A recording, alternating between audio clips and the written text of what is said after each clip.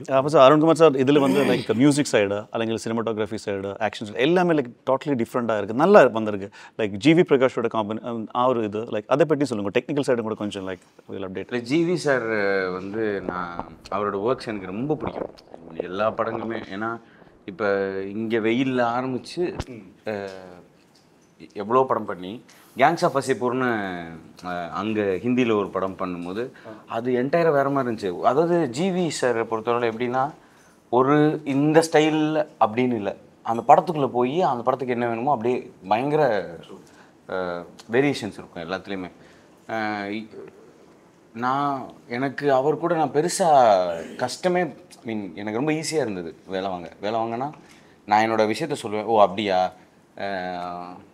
என்ன மாதிரி வேணும் அப்படின்னா வழக்கம் போல் ராஜா சாரோட பாட்டு ஏதாவது ஒன்று இந்த மாதிரி அந்த மாதிரி இந்த மாதிரி அடுத்த செகண்டு நமக்கானது வந்துடும் ஓகே அப்படின்னா அவ்வளோதான்.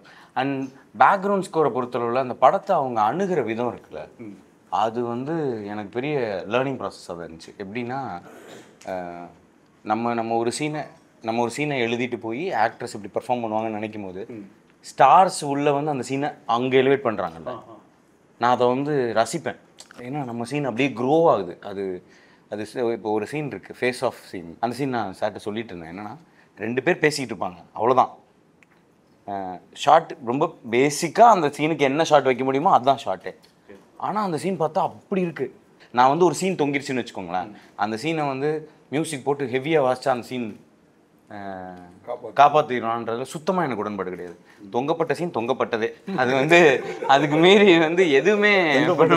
நான் ஆதியம் டப்பிங் நிறைய நான் பண்ணிட்டு இருந்தேன்ல, அந்த டைம் பண்ணும்போது ஏதோ ஒரு இயக்குனர் படம் அங்கே போன பிறகு அவர் 2 படம் 3 படம் ஒரே டைமில் எடுத்துகிட்டு இருப்பார். அங்கே நான் படம் எடுக்கும்போது அவர் ஷூட்டிங் செய்யும்போது அவர் செய்துட்டு இருக்கும்போது அது அப்புறம் பார்த்துக்கலாம், டிஏல பார்த்துக்கலாம், அப்புறம் டிஏல ஓடவும் தென் நெக்ஸ்ட் அங்கே வரும்போது டப்பிங்கில் பார்த்துக்கலாம், டப்பிங்கில் வந்து எடிட்டிங்கில் பார்த்துக்கலாம், எடிட்டிங் அப்படியே போயிட்டு ஸோ கடைசியில் ஆடியன்ஸ் சொல்லி நீ பார்த்துக்கலாம்